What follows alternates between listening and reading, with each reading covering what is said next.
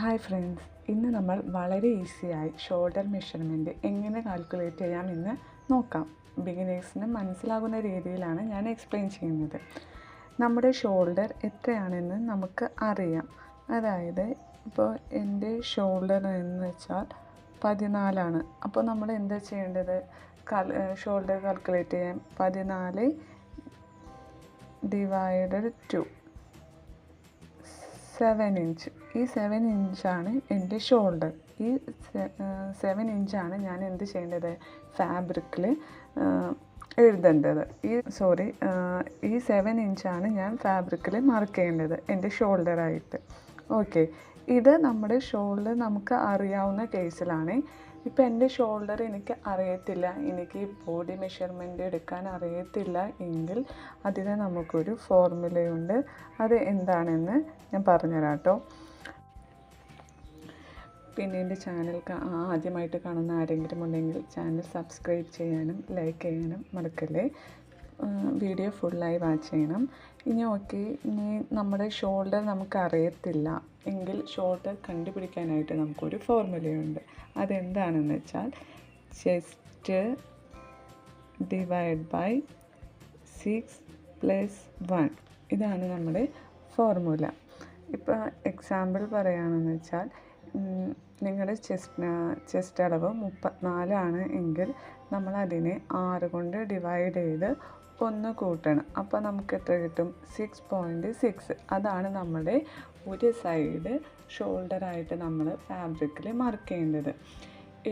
പിന്നെ ഒരു കാര്യം എന്ന് വെച്ചാൽ നമ്മുടെ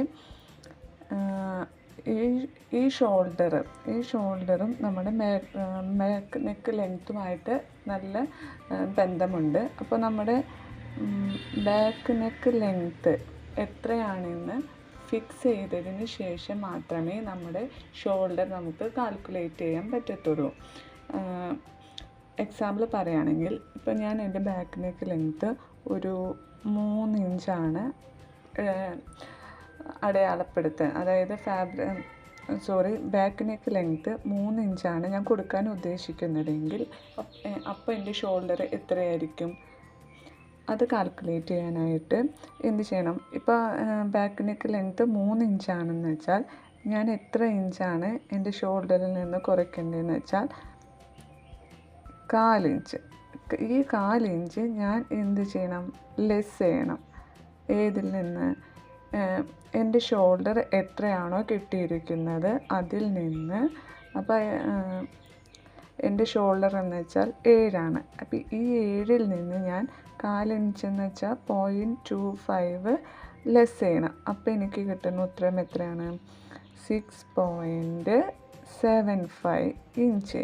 ഈ ഇഞ്ചാണ് എൻ്റെ ഫാബ്രിക്കിൽ ഞാൻ ഷോൾഡറായിട്ട് ഒരു സൈഡ് മാർക്ക് ചെയ്യേണ്ടത്. അപ്പോൾ ക്ലിയർ ആയെന്ന് കരുതുന്നു. അപ്പോൾ ബാക്ക് നെക്ക് ലെങ്ത്ത് ഫിക്സ് ചെയ്തതിന് ശേഷം മാത്രമേ നമ്മൾ എന്ത് ചെയ്യാൻ പറ്റുള്ളൂ? നമ്മുടെ ഷോൾഡർ കാൽക്കുലേറ്റ് ചെയ്യാൻ പറ്റത്തുള്ളൂ. ഇനിയിപ്പോൾ നമ്മുടെ ബാക്ക് നെക്ക് ലെങ്ത്ത് 1 ഇഞ്ചാണ് കൊടുക്കുന്നതെങ്കിൽ 1 ഇഞ്ചാണ് കൊടുക്കുന്നതെങ്കിൽ നമ്മൾ എന്ത് ചെയ്യണം? 0.25 എന്ത് ചെയ്യണം? ആഡ് ചെയ്യണം. ഏതിൻ്റെ കൂടെ? നമ്മുടെ ഷോൾഡർ എത്രയാണോ അതിൻ്റെ ഒപ്പം 0.25 ആഡ് ചെയ്യണം. 2 ഇഞ്ചാണ് കൊടുക്കുന്നതെങ്കിൽ എന്ത് ചെയ്യണം? ഒരു 1/2 ഇഞ്ച് നമ്മൾ എന്ത് ചെയ്യണം? ആഡ് ചെയ്യണം. നമ്മുടെ ഷോൾഡറിൻ്റെ പകുതി എത്രയാണോ അതിനൊപ്പം 1/2 ഇഞ്ച് നമ്മൾ ആഡ് ചെയ്യണം.